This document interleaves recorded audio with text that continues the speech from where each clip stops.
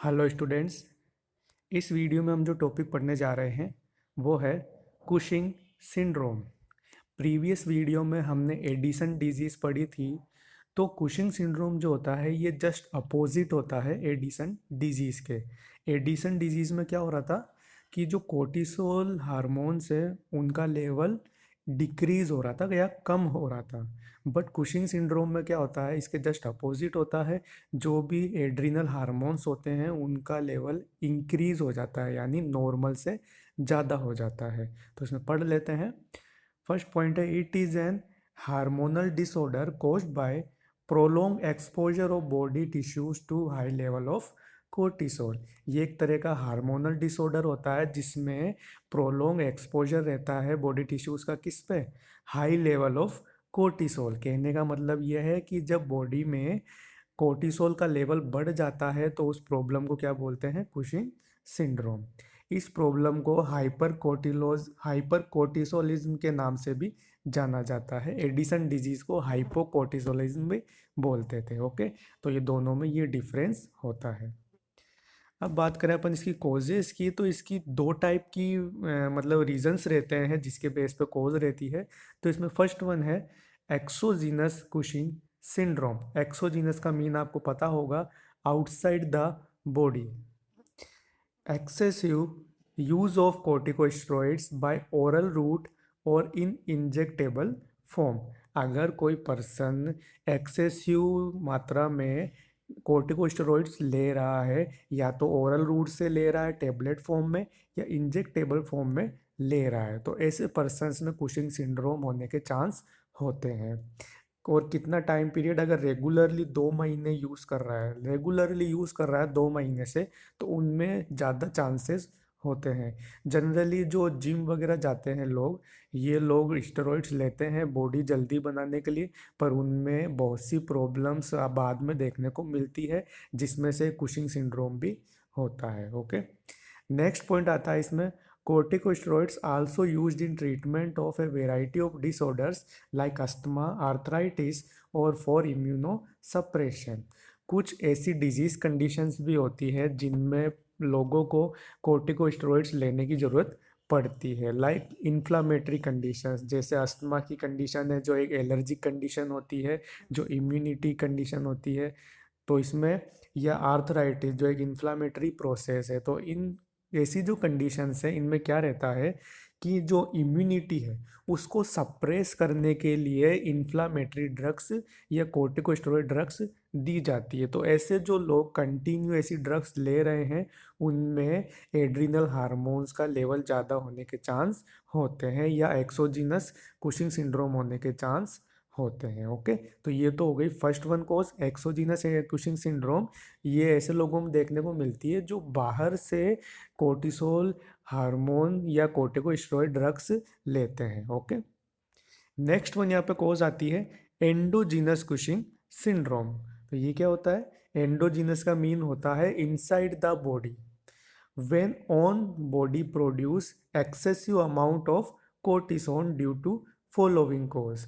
अब अगर पर्सन की खुद की बॉडी ही नॉर्मल से ज़्यादा अमाउंट में या एक्सेसिव अमाउंट में कोर्टिसोल हार्मोन का लेवल या फॉर्मेशन ज़्यादा करने लग जाए तो उसको क्या बोलेंगे, एंडोजीनस कुशिंग सिंड्रोम। तो अगर बॉडी ज़्यादा अमाउंट में कोर्टिसोल हार्मोन बना रही है तो उसके पीछे भी कुछ रीजन हो सकते हैं। लाइक इसमें फर्स्ट वन है पिट्यूटरी ग्लैंड ट्यूमर।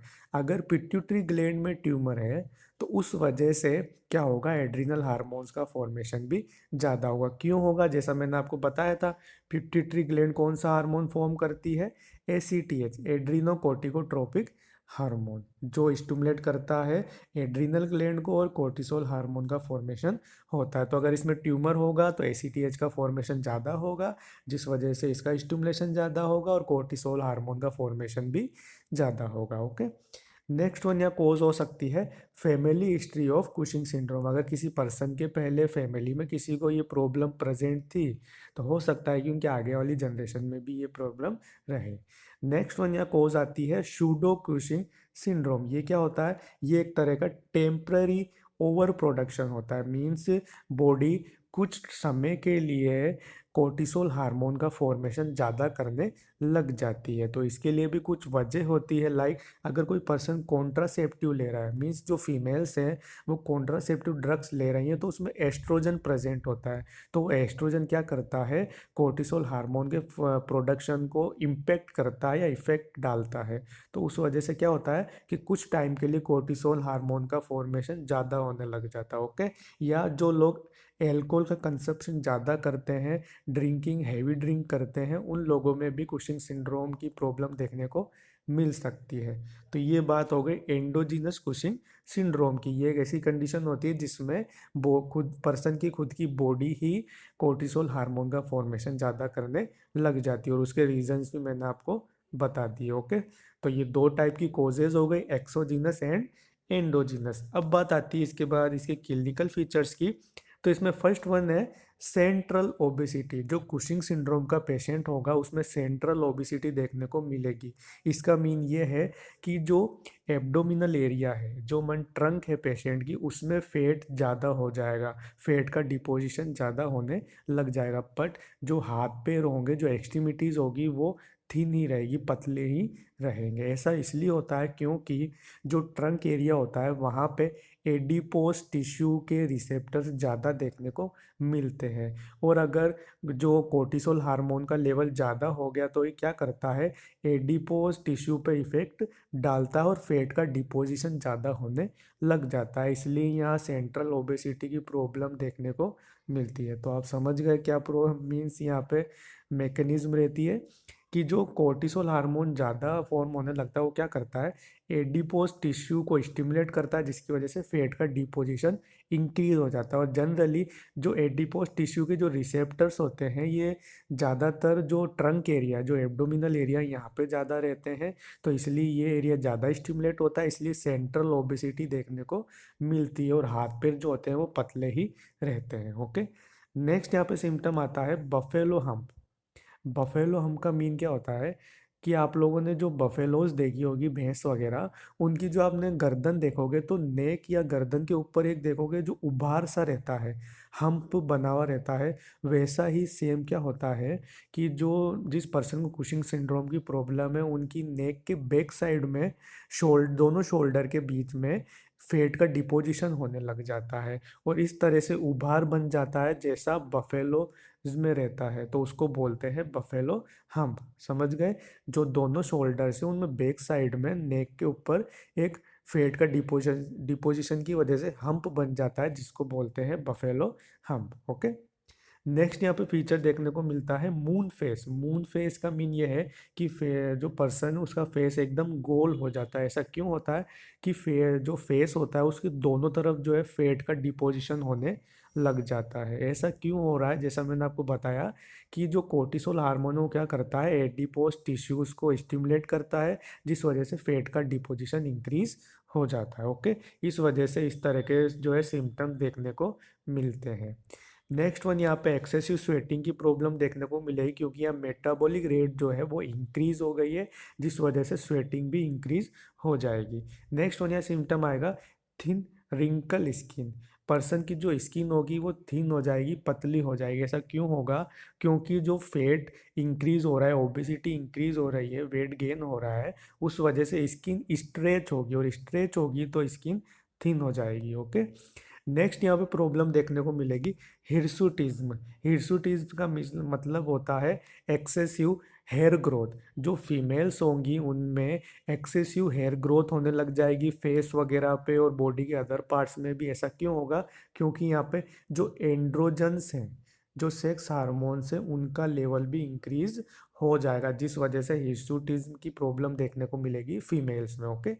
नेक्स्ट यहाँ पे सिम्टम देखने को मिलेगा decrease libido and impotence. Libido का मीन होता है जो सेक्सुअल डिज़ायर होती है, तो जो मेल्स होंगे उनमें सेक्सुअल डिज़ायर क्या होगी, कम हो जाएगी। दूसरा इम्पोटेंस का मीन होता है जो इरेक्टाइल फंक्शन है वो डिक्रीज हो जाएगा। ठीक है, इरेक्शन प्रॉब्लम रहेगी। तो इस तरह की मेल्स में प्रॉब्लम देखने को मिलेगी। क्यों मिलेगी, क्योंकि यहाँ टेस्टोस्टेरोन जो हार्मोन है उसमें इम्बेलेंस रहेगा। ओके। नेक्स्ट यहाँ पे फीमेल्स में एक और प्रॉब्लम देखने को मिलेगी एमेनोरिया एंड इनफर्टिलिटी। ये क्यों देखने को मिले? क्योंकि यहाँ पे एस्ट्रोजन के हार्मोन में भी इम्बैलेंस देखने को मिल सकता है। ओके, नेक्स्ट वन यहाँ पे प्रॉब्लम रहेगी हाई ब्लड प्रेशर। ये क्यों देखने का मिलेगा? क्योंकि यहाँ पे हाइपरनेट्रीमिया की प्रॉब्लम है। जैसा मैंने आपको बताया था एडिसन डिजीज में, उसमें क्या हो रहा था, हाइपोनेट्रीमिया हो रहा था, मीन्स सोडियम का लेवल कम हो रहा था जिसकी वजह से हाइपोटेंशन था। बट कुशिंग सिंड्रोम में क्या रहेगा, हाइपरनेट्रीमिया रहेगा। क्यों रहेगा? क्योंकि एल्डोस्टेरोन का अगर लेवल ज़्यादा रहेगा तो सोडियम का लेवल भी ज़्यादा रहेगा, और अगर सोडियम का लेवल ज़्यादा रहेगा तो ब्लड प्रेशर भी इंक्रीज रहेगा। ओके, नेक्स्ट वन यहाँ पे हाइपरनेट्रीमिया की वजह से हाइपोकेलेमिया की प्रॉब्लम देखने को मिलेगी। ये सोडियम और पोटेशियम दोनों का जो है बैलेंस चलता है, तो अगर यहाँ पे सोडियम का लेवल इंक्रीज हो जाएगा तो पोटेशियम का लेवल डिक्रीज हो जाएगा। ओके, नेक्स्ट वन यहाँ पे हाइपरग्लाइसीमिया की प्रॉब्लम देखने को मिलेगी। क्यों मिलेगी? क्योंकि जो ग्लूकोकोर्टिकोस्टेरॉइड है ये ब्लड में ग्लूकोज के लेवल को मेंटेन करके रखता है, तो अगर ग्लूकोकोर्टिकोइड का लेवल यहाँ पे इंक्रीज हो रहा है तो यहाँ पे ब्लड शुगर लेवल भी इंक्रीज हो जाएगा। ओके, नेक्स्ट वन यहाँ पे प्रॉब्लम देखने को मिलेगी ओस्टियोपोरोसिस, मीन्स जो बोन्स है पेशेंट की वो वीक हो जाएगी। ठीक है, ऐसा क्यों होगा? क्योंकि यहाँ पे हाइपोकैल्सीमिया देखने को मिल सकता है। हाइपोकैल्सीमिया यहाँ पे देखने को मिलेगा। ठीक है, क्यों मिलेगा? क्योंकि जो कोर्टिसोल हार्मोन है या जो ग्लूकोकोर्टिकोइड है ये क्या करेगा, कैल्शियम का जो एब्जॉर्प्शन है उसको कम कर देगा और इसके एक्सक्रीशन को इंक्रीज कर देगा। किसके? कैल्शियम के एक्सक्रीशन को, जिस वजह से हाइपोकैल्सीमिया हो जाएगा और हाइपोकैल्सीमिया की वजह से ओस्टियोपोरोसिस देखने को मिलेगा। ओके, नेक्स्ट वन यहाँ पे प्रॉब्लम देखने को मिलेगी muscles and bone weakness. Okay, और इरिटेशन कंफ्यूजन लाइक सिम्टम भी यहाँ देखने को मिल सकते हैं। तो ये तो बात हो गई क्लिनिकल फीचर्स की। अब बात करें अपन इसकी डायग्नोसिस की, तो इसमें फर्स्ट वन हिस्ट्री कलेक्ट करेंगे पेशेंट की, like present past medical and family history. इसके बाद फिजिकल एग्जामिनेशन करेंगे। ओके, नेक्स्ट वन यहाँ पे एक टेस्ट आता है डेक्सामेथासोन सप्रेशन टेस्ट। इस टेस्ट में करते क्या है, एक तो लो डोज देते हैं पेशेंट को डेक्सामेथासोन की, जो कि एक प्रीकर्सर रहता है। ओके, किसका? ग्लूकोकोर्टिकोइड का। दूसरा एक हाई डोज देते हैं और इसके बेस पे देखा जाता है, चेक किया जाता है कि जो कोर्टिसोल हार्मोन है उसके लेवल में कितना चेंज आ रहा है, कम हो रहा है या ज़्यादा हो रहा है। उसके बेस पे एब्नॉर्मलिटी को फाइंड आउट किया जाता है डेक्सामेथासोन सप्रेशन टेस्ट में। ओके, नेक्स्ट वन यहाँ पे एक और टेस्ट आता है जिसको बोलते हैं कोर्टिसोल टेस्ट। अब इसमें क्या करते हैं, जो ब्लड है, सेलाइवा और जो यूरिन है, तीनों का यहाँ पे टेस्ट किया जाता है और इसमें चेक किया जाता है कि कोर्टिसोल का लेवल कितना है। तो यहाँ पे कुशिंग सिंड्रोम में क्या होगा, कोर्टिसोल हार्मोन का लेवल कितना मिलेगा, इंक्रीज मिलेगा नॉर्मल से। ओके, तो ये बात हो गई डायग्नोसिस की। अब अपन बात करें इसके मैनेजमेंट की, तो इसमें फर्स्ट पॉइंट है most cases are caused by corticosteroid medications such as those used for asthma, arthritis, eczema and other inflammatory conditions. जो मोस्टली केसेस देखने को मिलते हैं कुशिंग सिंड्रोम के, इसमें कोज क्या रहती है, कोर्टिकोस्टेरॉइड मेडिकेशन। मींस जो लोगों को कोई किसी तरह की कंडीशन है, डिजीज कंडीशन है, और वो इस तरह की ड्रग्स ले रहे हैं, कोर्टिकोस्टेरॉइड्स ले रहे हैं, तो उन लोगों में ये प्रॉब्लम ज़्यादा देखने को मिलती है। तो इसको ट्रीट कैसे करेंगे कि जो पर्सन होंगे उनको बस ड्रग लेना स्टॉप करना है। अगर वो ड्रग लेना स्टॉप कर देंगे कोर्टिकोस्टेरॉइड मेडिकेशंस, तो क्या होगा, उनके सिम्टम अपने आप कम हो जाएंगे। ओके, अब बात करें इसके बाद इसके सर्जिकल मैनेजमेंट की, तो अगर यहाँ पे एड्रिनल ट्यूमर है तो उसको रिमूव करना पड़ेगा, जिसके लिए सर्जिकल प्रोसीजर किया जाता है। दूसरा, अब ये अगर यहाँ पे पिट्यूटरी ट्यूमर है, अगर पिट्यूटरी ग्लैंड में ट्यूमर प्रेजेंट और उस वजह से कुशिंग सिंड्रोम की प्रॉब्लम हुई है, तो उसके लिए क्या करेंगे, यहाँ पे एक सर्जरी आती है, ट्रांस स्फिनोइडल माइक्रो सर्जिकल प्रोसीजर। इसके बारे में मैंने आपको ब्रेन ट्यूमर में भी बताया था। इसमें करते क्या है कि जो नेजल केविटी है वहाँ से एक नोस्ट्रिल से तो एंडोस्कोप इंसर्ट कराया जाता है, दूसरे नोस्ट्रिल से इंस्ट्रूमेंट इंसर्ट कराया जाता है, लाइक क्यूरेटर वगैरह। और यहाँ से आपको पता होगा कि नेजल केविटी के जस्ट बैक साइड में जो स्फिनोइड बोन होती है, जिसको यहाँ से ब्रेक किया जाता है, और स्फिनोइड बोन के जस्ट अपर साइड में जो है पिट्यूटरी ग्लैंड प्रेजेंट रहती है। तो यहाँ से इसको इंसर्ट करा के और जो पिट्यूटरी ग्लैंड में ट्यूमर है उसको रिमूव कर लिया जाता है। तो उस प्रोसीजर को बोलते हैं transsphenoidal microsurgical procedure. Okay, तो ये बात हो गई सर्जिकल मैनेजमेंट की। अब बात करते हैं, नेक्स्ट वन पॉइंट है इसमें, if patient is not suitable for surgery और unwilling to undergo surgery, several drugs में given to treat the condition. Means ये है इस पॉइंट का कि कुछ ऐसे पेशेंट होते हैं जिनमें सर्जरी करना सूटेबल नहीं होता है, उनको कॉम्प्लिकेशंस होने के चांस होते हैं, या फिर कुछ लोग ऐसे भी होते हैं जो सर्जरी कराने से मना कर देते हैं। तो ऐसे लोगों में कुछ मेडिकेशंस भी दी जाती है इस कंडीशन को ट्रीट करने के लिए। तो कौन कौन सी ड्रग्स आती है इसमें, लाइक कीटोकोनाजोल, ये एक तरह की एंटी फंगल ड्रग होती है जो कुशिंग सिंड्रोम को ट्रीट करने में दी जाती है। इसके अलावा मेटिरेपोन भी एक तरह की ड्रग है जो भी यहाँ पे दे सकते हैं। नेक्स्ट वन आती है यहाँ पे मीफेप्रिस्टोन, ये ड्रग जो है एबॉर्शन में दी जाती है। ओके, तो ये ड्रग भी क्या करती है, कुशिंग सिंड्रोम को ट्रीट करने में हेल्प करती है। पर ये ड्रग जो प्रेग्नेंट लेडीज़ है उनमें नहीं दी जाती है। अगर कोई प्रेग्नेंट लेडी है उसको कुशिंग सिंड्रोम है तो उसको मीफेप्रिस्टोन नहीं देंगे क्योंकि एबॉर्शन के चांस भी वहाँ होंगे। ओके, तो ये बात हो गई इसके जनरल मैनेजमेंट की।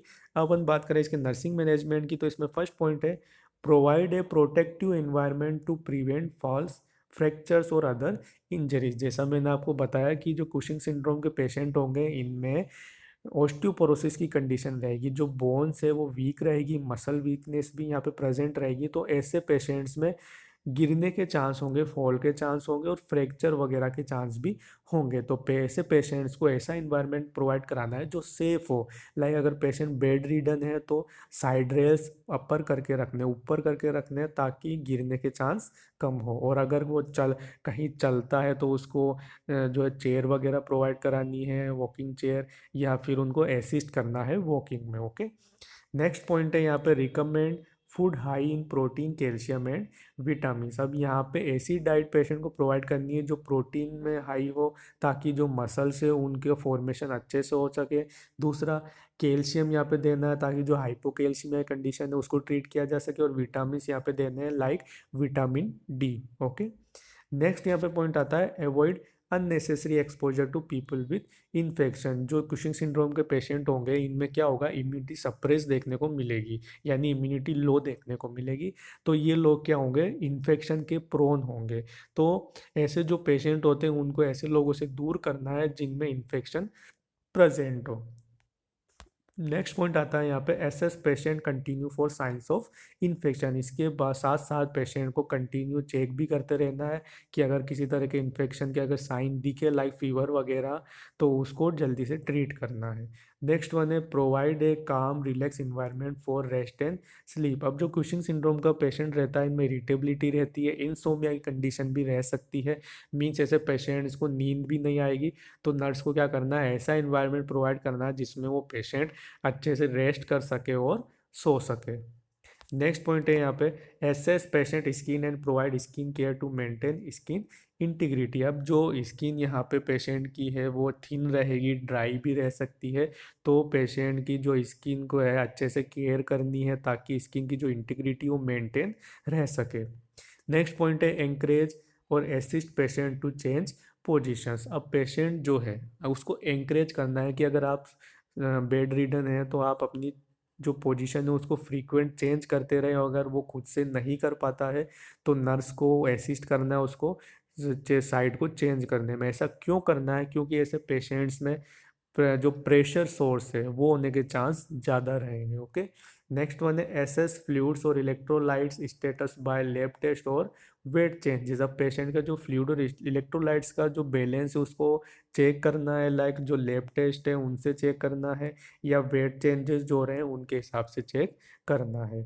नेक्स्ट वन यहाँ पे पेशेंट का ब्लड ग्लूकोज लेवल भी यहाँ पे मॉनिटर करके रखना है। अगर ब्लड ग्लूकोज लेवल ज़्यादा हो रहा है तो उसके लिए ड्रग्स देनी है। ओके, नेक्स्ट वन यहाँ पे after surgery encourage and interest instruct patient और family members to take medications on time. अब जो सर्जरी अगर कर दी गई है तो उसके बाद पेशेंट और फैमिली मेम्बर्स को अच्छे से जो दवाइयाँ वगैरह उसके बारे में बताना है कि कब लेनी है, कैसे लेनी है, कितनी बजे लेनी है। और ये भी बताना है कि मेडिकेशंस को टाइम पे लेना है, नहीं तो कॉम्प्लिकेशंस भी हो सकती है।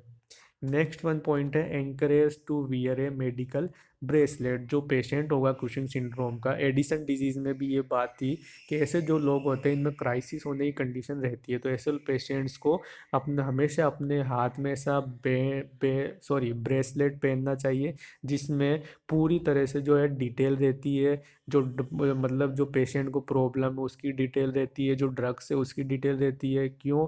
अगर मान लो ऐसी कोई इमरजेंसी कंडीशन आ जाए, पेशेंट अनकॉन्शियस हो जाए, तो उस टाइम जो भी वहाँ लोग अवेलेबल रहे वो उस ब्रेसलेट को देख के टाइमली पेशेंट को ट्रीटमेंट दे सके। लास्ट वन यहाँ पे पॉइंट आता है एडवाइस फॉर फॉलोअप केयर। इसके बाद पेशेंट को एडवाइस ये भी देनी है कि आपको पर टाइम टू टाइम यहाँ पे चेकअप कराने आते रहना है, ताकि किसी भी तरह की कॉम्प्लिकेशंस को इजीली फाइंड आउट किया जा सके। तो ये टॉपिक कंप्लीट हो गया। अगर आपको इसमें कोई भी प्रॉब्लम हो तो कमेंट करके पूछ लीजिए। Thank you.